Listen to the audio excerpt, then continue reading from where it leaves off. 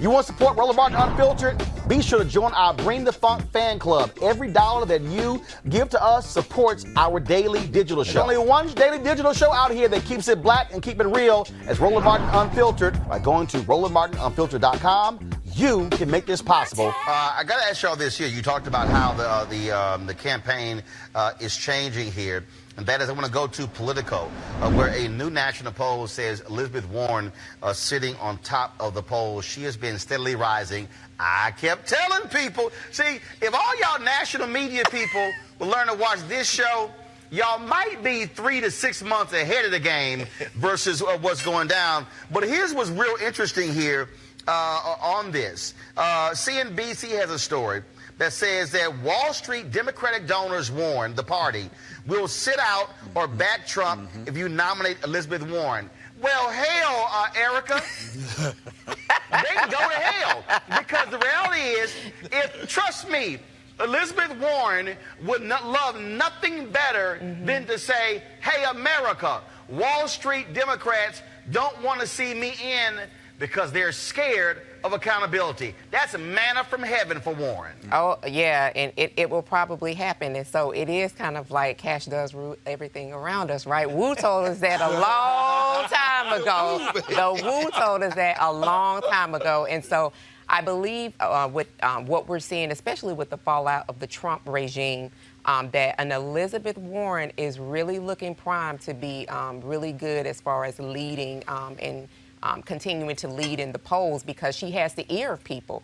You know, there was just a special talking about student loan debt, and now the conversation around criminal reform and the legalization of cannabis. We have all these different conversations that are that we're continuing to participate in here, around poverty, around people that are participating in the gig economy having to come out. So people are looking for answers, and they want more money in their pocket. So for sure, when I saw that today, that tweet earlier today, that article tweeted out earlier today, I think that definitely Elizabeth Warren is somebody that people just need to continue to watch out for, because her growth is steady.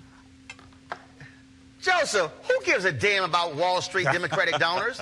The bottom line is, we're in this trouble because of Wall Street, having to constantly bail them out. And I'm telling you right now, Elizabeth Warren or any Democrat with a brain would love to run against Wall Street.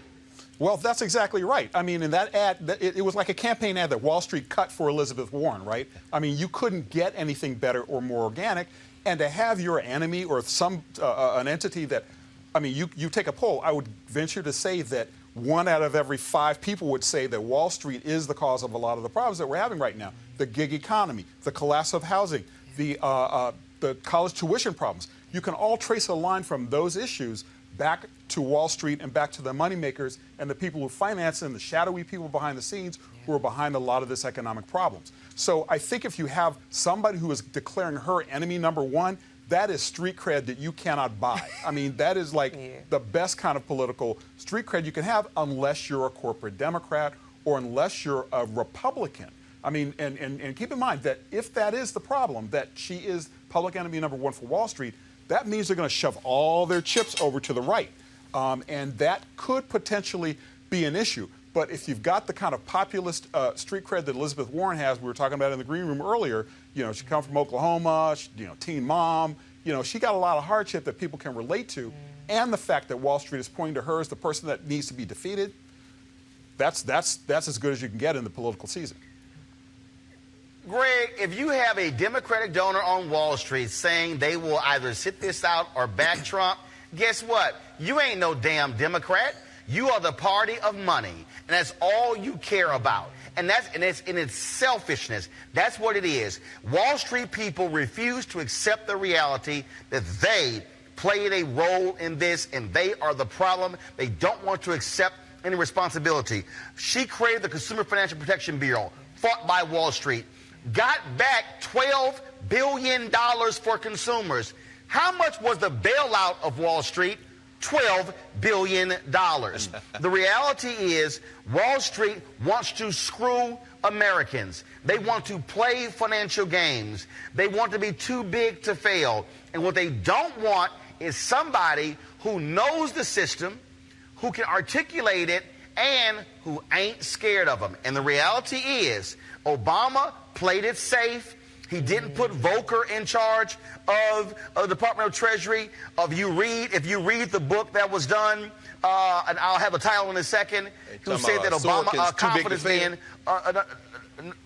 Confidence Men. Oh, yeah, Ron that's right, Susskind's yeah. book, Yeah. where he said Obama really chose his B economic team versus his A economic team during the campaign.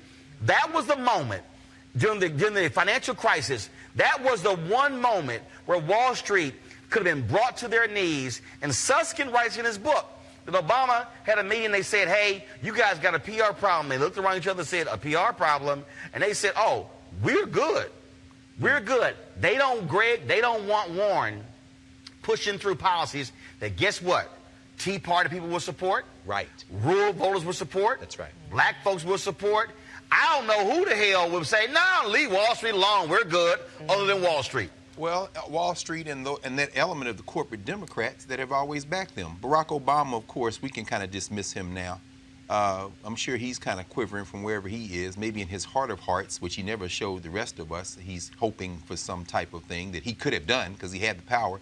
But, let's think about this. I agree with you. We were talking in the green room before this, and Elizabeth Warren is their biggest nightmare. She has the populist rhetoric of a Teddy Roosevelt when he started the Bull Moose Party. In some ways, she's a class traitor along the lines of Franklin Roosevelt during the New Deal, with the exception of the fact that, like a Will Rogers figure of sorts, she's coming out of the Dust Bowl, as you just heard Joe say, teen mother.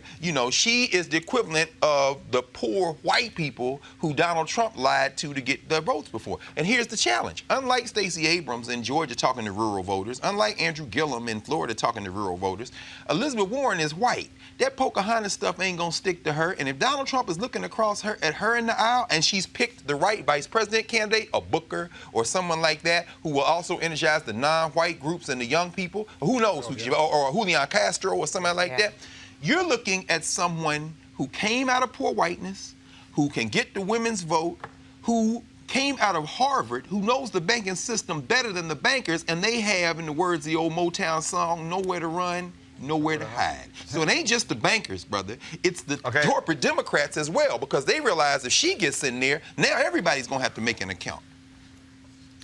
Let's be real clear. We'll not be sharing to Cory Booker because he gets significant amounts of money from Wall Street. That's just the reality. So that's not going to happen. Say this, though. Look, you still got... But up until this campaign, it was very important to understand. She's going small donor for sure, trying to model some of Bernie Sanders stuff, who no one will ever replicate in terms of his donor base. But up until this presidential campaign, and this is probably what's scaring them as well, she was also getting money from Wall Street. Yep. So Elizabeth Warren can put this face on, and she'll believe what she says. But let's be clear, one of the reasons they're terrified of her is because she's been in those same boardrooms and not always on the wrong against them. This is a complicated issue for them. Well, and I think that makes perfect sense. I mean, you have somebody who knows the internal structure, and let's remember, she created the Consumer Financial Protection Bureau, which the Republicans are now trying to dismantle. If you separate even that part of it, you understand who her biggest foes are and who is really concerned about whether or not she's going to be the nominee for the Democratic Party. Well, it's going to be quite interesting. I keep telling people this is now when this whole thing heats up, what takes place over the next 3 months. And so we'll certainly see what happens. All right, folks, back to that Roland Martin Unfiltered video in just one moment.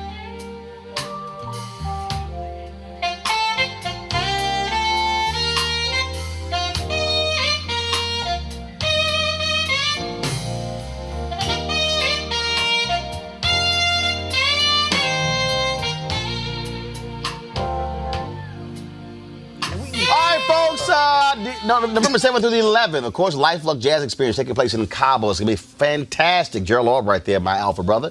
It's going to be one of the folks performing there. It's top-notch music, food, golf, spa, all that good stuff taking place at the Omnia Day Club in Los Cabos, nestled on the Sea of Cortez in the celebrity playground of Los Cabos. The Luxe Jazz experience offers the ultimate getaway for discerning jazz aficionados. It's going to be a fantastic time. I'll be broadcasting Roland Martin Unfiltered there Thursday and Friday from Los Cabos. Great excursions, mini concerts, including the Spirit of Jazz Gospel Brunch, as well as the Jazz Sunset Cruise. Confirmed guests, comedian actor Mark Curry with Joe Albright, Alex Bouillon, Raul Madon, Incognito, Pieces of a Dream, Kirk Whalum, Average White Band, Donnie McClurkin, Shalia, Roy Ayers, Tom Brown, Ronnie Laws, and Ernest Quarles.